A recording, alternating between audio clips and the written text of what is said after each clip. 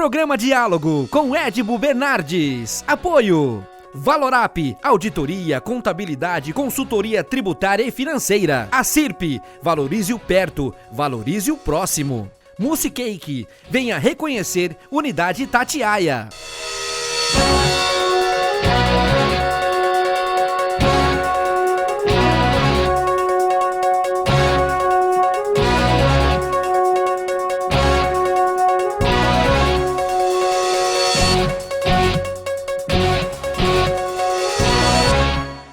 Olá! Hoje nós estamos tendo o orgulho e a satisfação em receber a professora Margarete Dalcomo, pneumologista e pesquisadora da Fiocruz. Desde já, muito obrigado, professora, por... A vida da senhora deve estar uma loucura, mas reservou um espacinho para a gente aqui na sua agenda para falar conosco aqui na região de Ribeirão Preto. Com prazer. Professora, a pergunta inicial, e que é muito curioso e é interessante até a gente passar isso para o telespectador, são as mudanças que aconteceram, né, nos processos, procedimentos, desde o começo da pandemia, e naturalmente porque se tratava de algo muito desconhecido, e hoje nós temos alguma coisa meio conhecida. Então, muita coisa mudou nos protocolos, não é isso? Um prazer estar aqui com vocês, muito obrigada pelo convite. Na verdade, Edmo, eu costumo dizer que nós tivemos, talvez na nossa geração, a mais intensa curva de aprendizado diante de uma doença nova, completamente nova para nós, né, que tomou um aspecto muito epidemicamente falando, né, muito pandêmico, ou seja, atingiu o mundo todo, né? Então hoje não há praticamente nenhum lugar do mundo, a não ser a ilha de Trindade, até onde eu saiba, né, no Atlântico, que tenha notificado casos, que tenha deixado de notificar pelo menos um caso da Covid-19. Portanto, uma doença nova, com um alto grau de distribuição pelo mundo, com uma taxa de contágio muito alta e muito forte, e do ponto de vista clínico para nós um enorme desafio, porque logo se apresentou como uma doença não só de alta transmissão, mas com comprometimento daqueles casos que evoluíram e evoluem com formas graves, com uma mortalidade muito alta e uma letalidade, né? Quando nós falamos letalidade, nós estamos nos referindo a número de mortes por caso confirmado, também muito alta no Brasil, acima dos outros países que nos antecederam nessa epidemia. Bom, 3 ministros depois, inicialmente a gente via alguns procedimentos como não usar máscara de tecido, como não ir direto para um pronto atendimento de saúde, deixar o pronto atendimento reservado para as pessoas que tivessem e que têm maior necessidade, e essas coisas foram revistas dentro desse processo, né? Foram muito revistas, né? Nós seguimos de início algumas recomendações que eram feitas, inclusive pela Organização Mundial da Saúde, né? Uma delas, que a meu juízo foi equívoca, é recomendar às pessoas que não procurassem os serviços de saúde. Ora, na verdade, nós tivemos um enorme investimento, em que pese todas as erradas e que ocorreram na questão dos hospitais de campanha, nós tivemos uma disponibilidade de leitos que poderia ter sido otimizada para casos ditos não graves, apenas dando às pessoas uma condição de acolhimento, de tratamento, de eventual uso de oxigênio, para aqueles casos não graves, mas isso não aconteceu. Muitas pessoas morreram em casa sem serem assistidas de maneira adequada, isso ocorreu em várias cidades brasileiras. Então, a questão do uso de máscara, novamente, foi um equívoco, né? Eu, particularmente, vocês sabem, sempre defendi o uso de máscara, o modelo que eu sempre considerei como modelo, digamos assim, inspirador para nós, foi o modelo da Coreia do Sul, que tomou 2 medidas comunitárias assumidas governamentalmente, que foram dar máscara para toda a população e testar maciçamente, ou seja, todo mundo era testado com teste diagnóstico para a Covid-19 e com isso se detectava o caso e todos os seus contatos eram mapeados. E a Coreia foi um bom exemplo de controle epidêmico, coisa que infelizmente nós não seguimos aqui. Em relação à não ida aos hospitais, né, teve um lado que há que se respeitar e não pode ser desprezado, até porque a nossa estrutura, como acho que de qualquer lugar do mundo, pelo que a gente pôde ver, não estava pronta, preparada para uma situação como essa. E se todos acorressem aos hospitais logo no começo, lá em março, provavelmente, talvez pudesse até ser maior, né? Olha, eu acho a nossa grande arma, né, eu disse isso muitas vezes, né, a nossa grande arma para fazer face a essa epidemia, né, uma epidemia dessa natureza, com essa alta taxa de transmissão, lembrando que alguém doente não transmite só para uma outra pessoa, né, pode transmitir para 3 ou mais pessoas, nós conseguimos, só consideramos a epidemia, digamos assim, razoavelmente controlada quando a taxa de transmissão, esse RT do qual vocês nos ouviram falar tantas vezes, está abaixo de 1. Ou seja, quando uma pessoa ou 100 pessoas transmitem para menos de 100 outras, né? Então, quando ele está muito perto, como hoje está ocorrendo com a interiorização da doença no país, e muitas capitais, como o próprio Rio de Janeiro, né, com esse RT muito próximo de 1, ou seja, 100 pessoas transmitem para 90 ou 95 outras, isso ainda é uma taxa de transmissão considerada muita. Então, o perfil com o qual a epidemia se estabeleceu no Brasil, a heterogeneidade com a qual ela se disseminou, a rapidez com a que ela se disseminou, isso era previsível. E a nossa grande arma sempre foi o SUS. O SUS teve que responder por 80% dessa demanda e desse desafio. Só que o SUS entrou nessa epidemia de maneira muito desfavorável. Embora fosse a nossa arma mais preciosa e poderosa, sem dúvida, mas ele entrou subfinanciado em algumas capitais, não no estado de São Paulo, onde as coisas, sem dúvida nenhuma, foram melhor estruturadas e o são, né? Mas no Rio de Janeiro, por exemplo, as clínicas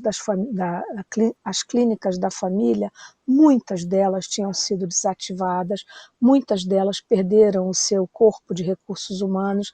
Então o SUS entrou como uma arma, sem dúvida nenhuma, muito poderosa, mas muito combalida em algumas áreas, apesar da sua capilaridade, né, que é a preciosidade do SUS, né, o SUS está em todos os locais, em todos os níveis, mas nós sofremos com isso. Sem dúvida nenhuma, né, uma das nossas preocupações desde o início foi exatamente isso a que você se referiu, que foi o exaurimento da estrutura dos serviços de saúde, sobretudo os hospitalares. Então, houve momentos em que realmente teve até mortes de pessoas por não conseguirem ser internadas em serviços de terapia intensiva. Então, sem dúvida, numa doença epidêmica desse peso, né, dessa carga, dessa magnitude, digamos assim, sem dúvida houve perdas que poderiam ter sido evitadas.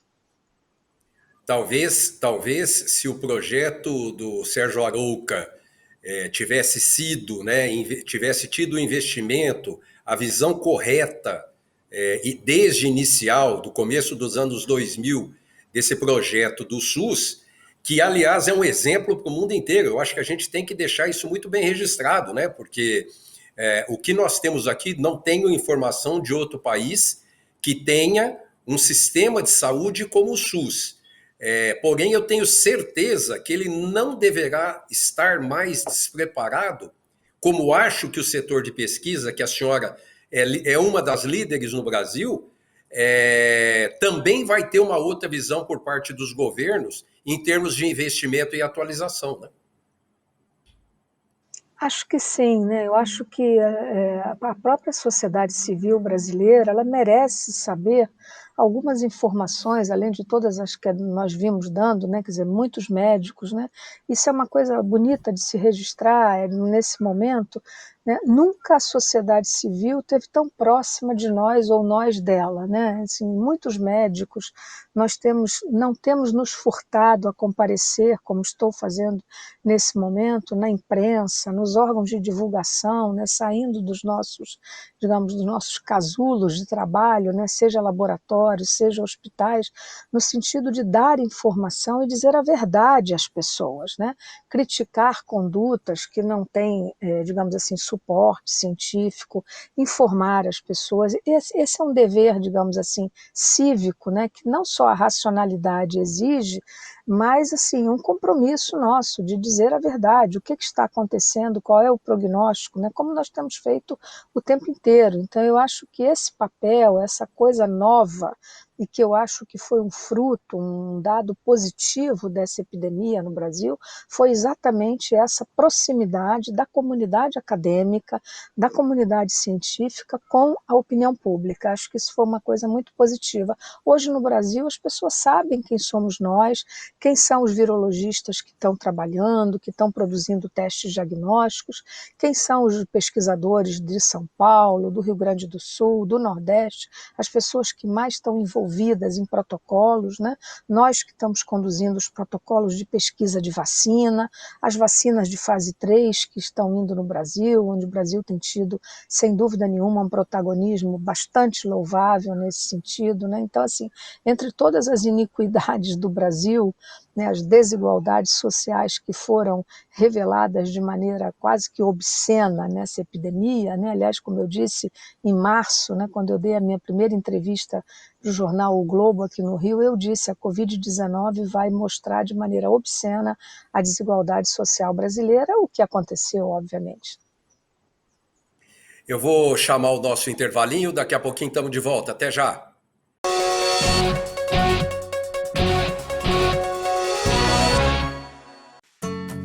Hoje eu quero aquela brusqueta de pepperoni.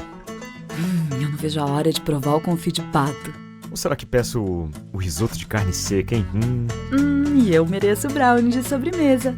Eu vou pedir a torta de chocolate com geleia de damasco. Nossa, a gente nem chegou e já tá pensando na sobremesa. O mousse cake da Itatiaia agora é My Mousse Cake.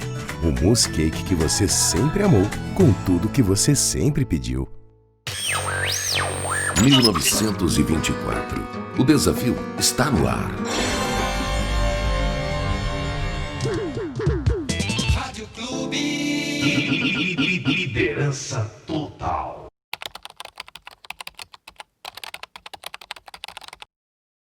Este ano o Brasil foi colocado à prova.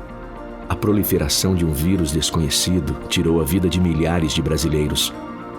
Os sorrisos foram trocados pelo medo escondido dentro de máscaras e os abraços impedidos pelo distanciamento social. Para a economia, a Covid-19 foi igualmente mortal. Desistimos? Não. As dificuldades nos tornaram mais fortes, aprendemos com elas. Apontaram caminhos, trocamos a apatia pela ação. Superamos obstáculos com trabalho. Enfrentamos o medo com coragem.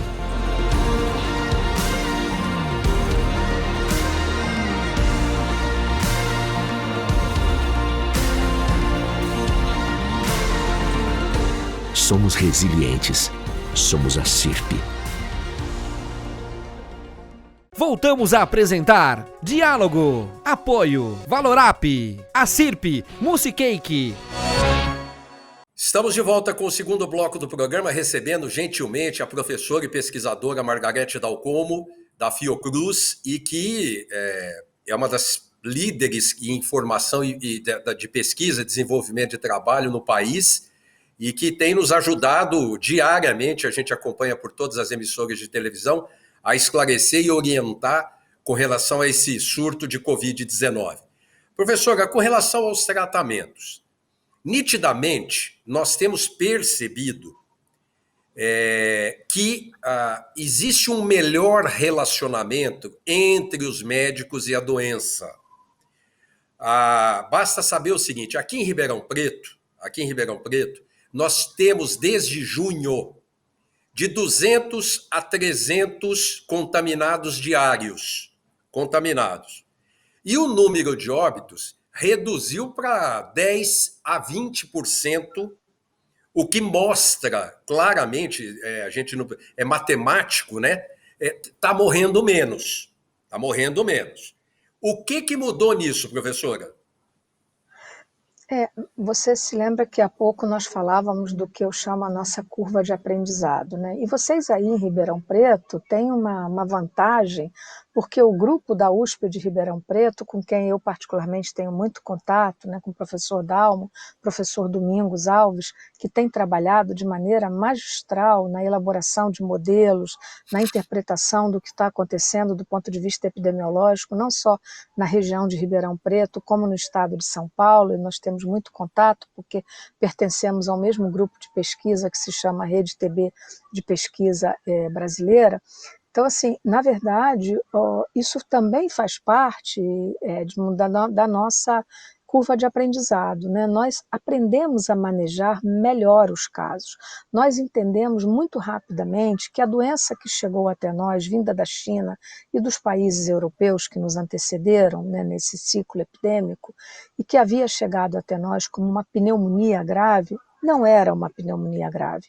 A Covid-19 é uma doença sistêmica que compromete vários sistemas do corpo humano. Ela é uma doença que hoje, os últimos trabalhos a chamam, digamos assim, de uma doença vascular, uma endotelite, digamos, né? Uma doença que compromete todo o endotélio, né, da vasculatura do corpo humano. E é por essa razão que muitos pacientes que morreram no início chegavam ao hospital deixando os médicos perplexos porque estavam falando, conversando e de repente entravam em insuficiência respiratória e morriam. Esses pacientes não morriam da pneumonia, eles morriam da trombose, da doença que é muito trombogênica, digamos assim, ela é capaz de comprometer a microcirculação pulmonar e o doente morria de trombose na microcirculação. Rapidamente aprendemos que a utilização de anticoagulação nesses pacientes era estratégica. Da mesma maneira como perdemos, digamos assim, o temor, né, e aquela recomendação da intubação precoce de pacientes graves caiu rapidamente por terra. Nós voltamos a utilizar práticas que nós já utilizávamos antes, que é a chamada ventilação não invasiva. O paciente só é intubado quando ele realmente evolui para uma insuficiência respiratória aguda muito grave, que não tem outra solução, caso contrário ele é colocado nessa modalidade de oxigênio em alto fluxo, em ventilação não invasiva com máscara, e é acompanhado com anticoagulação, com a utilização de corticosteroides. Então, todo esse arsenal terapêutico que depois, ao longo desses meses, a literatura foi mostrando, né, pelas publicações havidas, como, por exemplo, pelo uso de corticoide, né, que é o que realmente pode interferir, inclusive, na mortalidade, como mostrou o estudo publicado pelos ingleses recentemente, há cerca de 2 meses atrás, com a utilização da dexametasona, e nós sempre utilizamos corticoide para tratar grande parte dos nossos pacientes pneumológicos graves em terapia intensiva. Então, assim, isso que eu estou chamando do nosso aprendizado ao longo desses meses, resgatou conhecimentos que nós tínhamos e otimizou, digamos assim, condutas que são condutas corretas, adequadas, como, por exemplo, outras questões, né, nessa coisa do paciente de terapia intensiva ou mais grave, né, a utilização mais frequente da posição prona, que é aquela posição em que o paciente fica de barriga para baixo, digamos, né, no sentido com o objetivo de ventilar melhor os pulmões, e todos os outros procedimentos dentro de um local fechado, como nós chamamos, né, naquelas áreas fechadas para a Covid-19, que toda a rede hospitalar teve. Então, assim, isso sem dúvida nenhuma contribuiu para uma menor mortalidade e uma menor letalidade, sobretudo, desses pacientes. Especificamente na sua área, inicialmente não tinha sido percebido a formação de trombos nos pulmões, o que, a partir do momento que foi percebida essa formação de trombos com anticoagulantes, melhorou muito também a qualidade no momento daquele que, por exemplo, estava acometido apenas do pulmão, não é isso? Exato, então foi isso que eu me referi, quer dizer, rapidamente nós entendemos que se tratava de uma doença com um grave comprometimento vascular de toda a microcirculação, não apenas pulmonar, como cardíaca, como renal, por exemplo, e inclusive de extremidades, né? Muitos pacientes sofreram amputações de dedos, de membros inferiores, né? Nós acompanhamos alguns casos assim dramáticos, né? De amputação de extremidades por necrose, por falta de vascularização. Então, a doença é muito cruel no sentido, não apenas pelo aprendizado intenso que ela nos proporcionou, mas pelas consequências muito dramáticas e hoje, né, que é a nossa grande preocupação, pelas sequelas que ela pode deixar, né? Hoje está claro que a Covid-19 é uma doença que deixa sequelas, mesmo em pacientes que não evoluíram para formas graves, né, as pessoas podem ficar com sintomas neurológicos durante um tempo longo, né?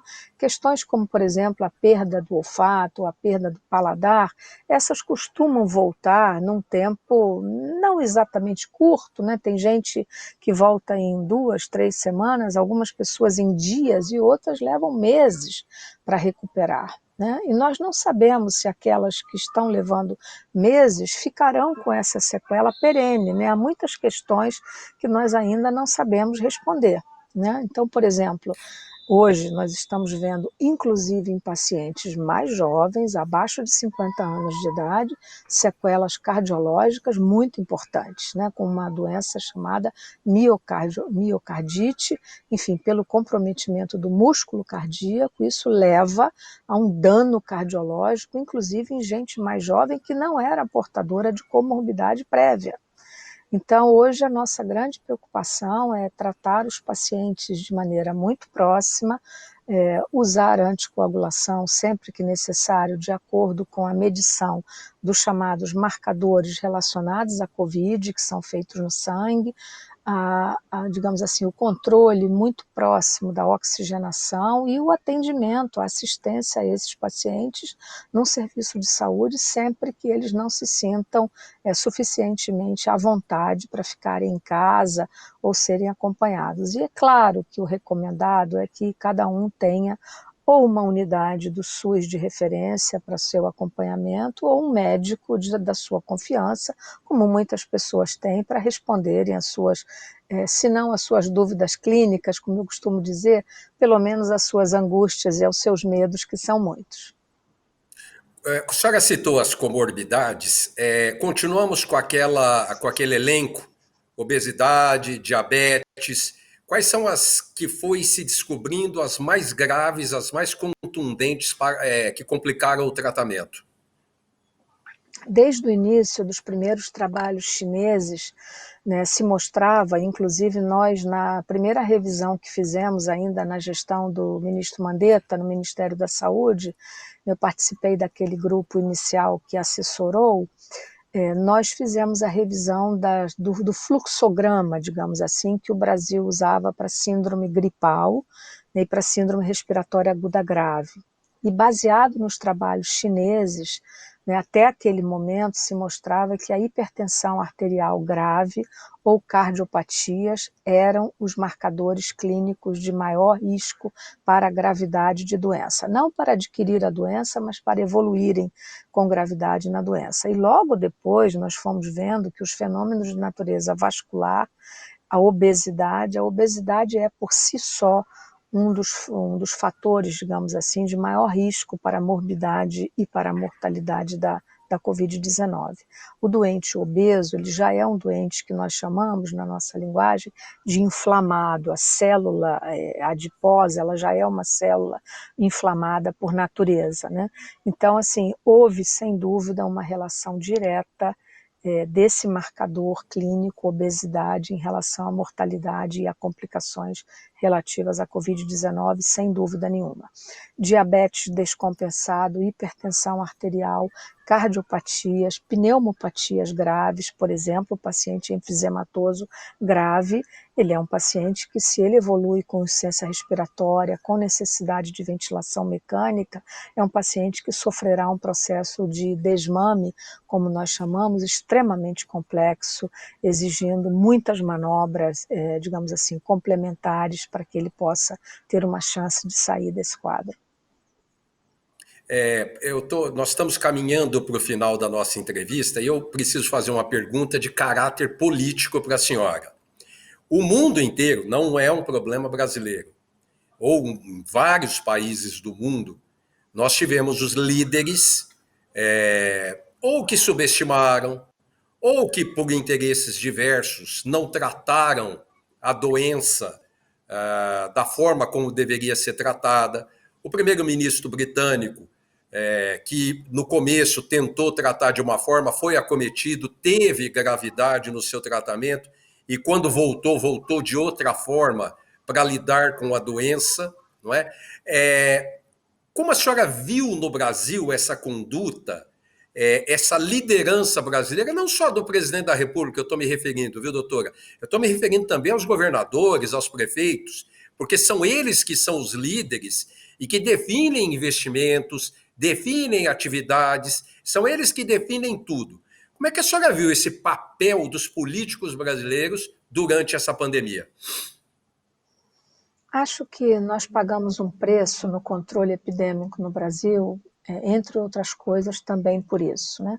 Esse paradoxo que houve desde o momento inicial da epidemia no Brasil entre o discurso oficial, a negação da gravidade do problema, a utilização de recomendações que não tinham suporte científico e, portanto, um paradoxo entre o que nós, a comunidade acadêmica, dizia e algumas autoridades, isso foi, sem dúvida, muito desastroso para o Brasil. Isso criou confusão na opinião pública, né? Quem nós vamos ouvir, né? Isso propiciou que prefeituras e alguns grupos, inclusive, unindo até profissionais da saúde, né? Fizessem aquisições inadequadas, eu diria, não estou nem entrando no mérito do que houve de corrupção com os hospitais de campanha, compra de ventiladores, claro, né? Lembrando que eu disse isso muitas vezes, né? O que salva a vida não é comprar respirador, o que salva a vida de pessoas são médicos, são profissionais de saúde qualificados, enfermeiros, farmacêuticos, fisioterapeutas, uma equipe de saúde que saiba lidar com a complexidade de um paciente grave. Isso é que salva a vida, e não gastar dinheiro com remédios ou com equipamentos que, na verdade, serviram para pouco, né, no momento epidêmico. Então, respondendo à sua pergunta, né, eu acho que sim, que foi muito lamentável, né? Eu participei, por exemplo, do grupo que foi nomeado pelo governador do Rio de Janeiro, né, para assessorar, e esse grupo foi desfeito desde a demissão da saída do secretário da Saúde, Dr. Edmar Santos. Nós nunca fomos recebidos pelo governador. Ao contrário, por exemplo, do governador de São Paulo, que de maneira muito louvável se reúne com a comunidade acadêmica, dá entrevista o tempo todo, cercado dos médicos que o assessoram. Então, essa harmonia, ela fez falta no Brasil, sem dúvida, né? E é isso que propicia que prefeituras, que políticos hoje estejam, por exemplo, distribuindo, né, o que eu chamo esses saquinhos de ilusão, que são remédios que não têm a menor comprovação científica, nenhuma utilidade, né? Uns são placebos que não servem para nada e outros, eventualmente, medicamentos que podem ter algum grau de efeito adverso nessas pessoas. Então, isso não foi bom, né? Respondendo à sua pergunta, né, nós precisaríamos ter tido uma harmonia, né, um trabalho conjunto, mais próximo, menos tenso. Isso teria sido melhor para a população brasileira, sem dúvida. Talvez seja esse o motivo de um estado com cerca de 40 milhões de habitantes, como é São Paulo, tratar melhor o que poderia ser um desastre muito maior do que aconteceu. Talvez seja esse o motivo de ter tido diretrizes menos dramáticas do que poderiam acontecer. Quero agradecer a doutora Margarete Dalcomo, eu quero agradecer a senhora, pesquisadora, e pneumologista da Fiocruz, por dedicar o seu tempo para a nossa população aqui, esclarecer e orientar todos nós de uma maneira muito lúcida, muito inteligente. Muito obrigado, professora. Eu é que agradeço. Muito obrigada a você e seus ouvintes. Semana que vem estamos de volta. Até lá. Programa Diálogo com Edibo Bernardes. Apoio Valorap, auditoria, contabilidade, consultoria tributária e financeira. A CIRP, valorize o perto, valorize o próximo. Musicake, venha reconhecer Unidade Itatiaia.